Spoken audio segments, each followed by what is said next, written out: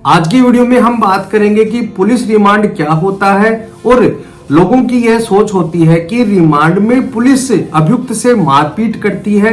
साथ ही हम बात करेंगे कि अगर कोई भी पुलिस अधिकारी गिरफ्तार करने के बाद 24 घंटे से अधिक आपको थाने पर बैठा कर रखता है तो ऐसी स्थिति में आप क्या एक्शन ले सकते हैं। साथ ही साथ हम बात करेंगे ऐसे जजमेंट के बारे में जिसके आधार पर पुलिस आपको जबरदस्ती हाथ भी नहीं लगा सकती है। तो बने रहे वीडियो के अंत तक। मैं हेमंत सैनी एडवोकेट और आप देख रहे हैं हेमंत LLB लॉ। वीडियो अच्छा लगा तो प्लीज इसे लाइक करें। अगर आप मुझसे जुड़कर रहना चाहते हैं तो प्लीज चैनल को सब्सक्राइब जरूर करें। रिमांड का मतलब होता है पूछताछ करना, लेकिन लोगों के मन में यह रहता है कि पुलिस अगर रिमांड पर ले गई है तो उसके साथ मारपीट करेगी, लेकिन ऐसा कुछ नहीं है। मामले से संबंधित पुलिस को एक समय दिया जाता है जिसे रिमांड कहा जाता है और उस समय में ही पुलिस उससे पूछताछ करती है कि इस मामले में क्या हुआ है। लेकिन इसके बावजूद भी अगर कोई भी पुलिस अधिकारी आपको गिरफ्तार कर ले जाता है और थाने पर भी आपके साथ मारपीट करता है तो यह प्रक्रिया इलीगल है। कई बार ऐसा होता है कि मान लीजिए किसी व्यक्ति के खिलाफ FIR दर्ज हो जाती है, पुलिस वाले उसे गिरफ्तार करके थाने पर ले आते हैं और 3 या 4 दिन तक उसे थाने पर ही टॉर्चर किया जाता है, यानी थाने पर ही बैठाकर रखते हैं और उसके बाद मजिस्ट्रेट के सामने उसे पेश किया जाता है। पुलिस ने आपको जो 3 या 4 दिन तक बैठाकर रखा है थाने पर, वह इलीगल डिटेंशन है। कहने का मतलब है कि किसी व्यक्ति को गिरफ्तार करने के बाद 24 घंटे से अधिक पुलिस उस व्यक्ति को थाने पर नहीं रख सकती है, उसे मजिस्ट्रेट के सामने पेश करना होगा। जब पुलिस के द्वारा किसी व्यक्ति को गिरफ्तार किया जाता है और मजिस्ट्रेट के सामने पेश किया जाता है तो पुलिस के द्वारा एक एप्लीकेशन दी जाती है और उसमें एक समय मांगा जाता है, उसे ही रिमांड कहा जाता है। पुलिस हमेशा ज्यादा रिमांड की ही मांग करती है, लेकिन मजिस्ट्रेट के द्वारा कम रिमांड ही दिया जाता है। कहने का मतलब है कि मान लीजिए कि पुलिस के द्वारा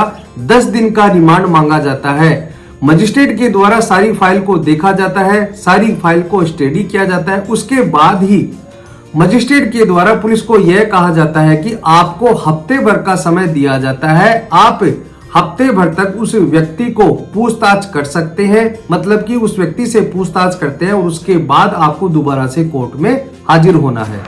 कई बार पुलिस को 1 दिन का, 2 दिन का, 3 या 4 दिन का भी रिमांड दिया जाता है, लेकिन यह डिपेंड करता है कि मामला क्या है। दोस्तों, आपकी जानकारी के लिए मैं बता दूं कि जो रिमांड होता है वह एक इन्वेस्टिगेशन का ही भाग होता है।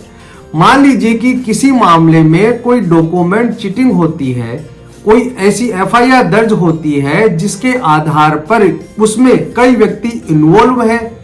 पुलिस के द्वारा एक व्यक्ति को गिरफ्तार कर लिया जाता है और उस एक व्यक्ति को गिरफ्तार करने के बाद अन्य व्यक्ति हैं, उनसे पूछताछ करनी है या अगर वो फरार है तो उनका पता पूछना है। तो जिस व्यक्ति को गिरफ्तार किया गया है उसे मजिस्ट्रेट के सामने पेश किया जाएगा और पुलिस के द्वारा 3 या 5 दिन की रिमांड की डिमांड की जाएगी। मजिस्ट्रेट को यह कहा जाएगा कि सर, इसमें इन्वेस्टिगेशन अभी बाकी है, हमें बाकी लोगों को भी पकड़ना है, उनसे पूछताछ करनी है कि किस आधार पर आपने यह चीटिंग की है। तो इसी आधार पर मजिस्ट्रेट को यह लगता है कि इतने दिन का समय और दिया जाना चाहिए, तो मजिस्ट्रेट के द्वारा समय दे दिया जाता है, उसे ही रिमांड कहा जाता है और रिमांड में ही पुलिस के द्वारा उन अभियुक्तों से पूछताछ की जाती है।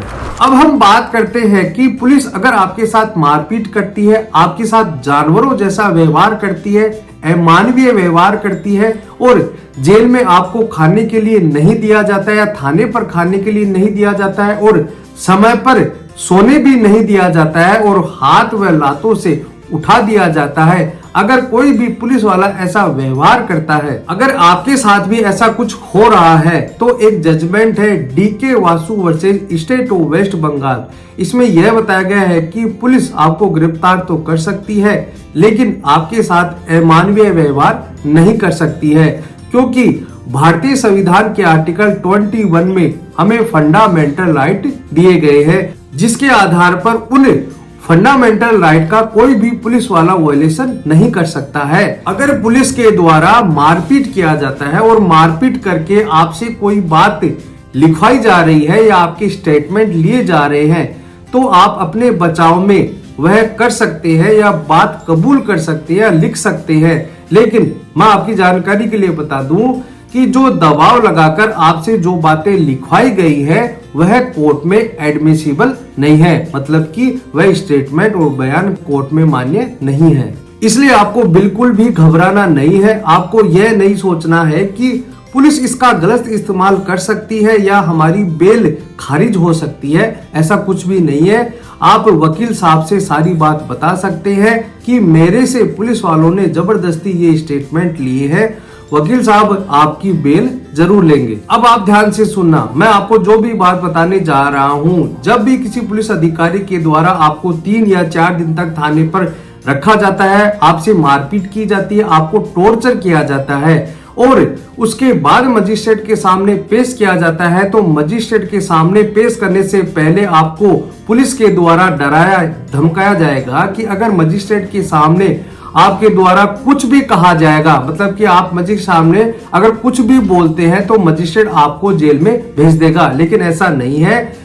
जो भी पुलिस वालों ने आपके साथ अत्याचार किया है वह सारी बातें आपको मजिस्ट्रेट के सामने बोलनी है और यह भी कहना है कि 3 या 4 दिन तक मेरे को थाने पर रखा गया है, मेरे साथ मारपीट भी की गई है, मेरे को खाने तक भी नहीं दिया गया है। ये सारी आप बातें मजिस्ट्रेट को बोल सकते हैं।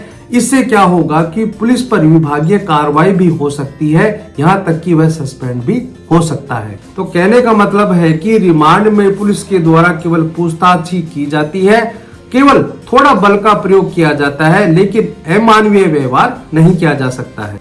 पुलिस अगर पूछताछ करती है तो थोड़ा बल का प्रयोग भी कर सकती है, आपसे रूड बिहेव भी कर सकती है, आपको डरा धमका भी सकती है, लेकिन अमानवीय व्यवहार नहीं कर सकती है, ना ही मारपीट कर सकती है, केवल पूछताछ ही कर सकती है। इसे ही रिमांड कहा जाता है। तो दोस्तों आज के लिए इतना ही।